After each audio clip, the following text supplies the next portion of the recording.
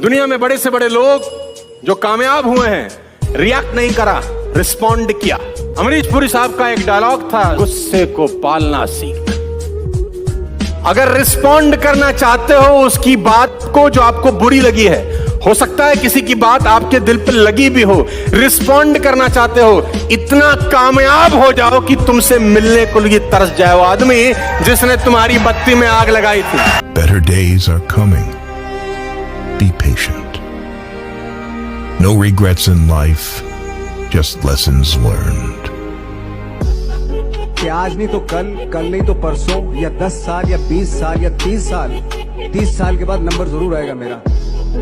मैंने कभी भी अपने को टारगेट नहीं किया, टारगेट नहीं दिया मैंने कि अगर 2 साल ट्राई करके देखता हूं उसमें, अगर हो गया तो ठीक है, वरना कोई दूसरा फील्ड अपना लूंगा। ऐसा कभी नहीं।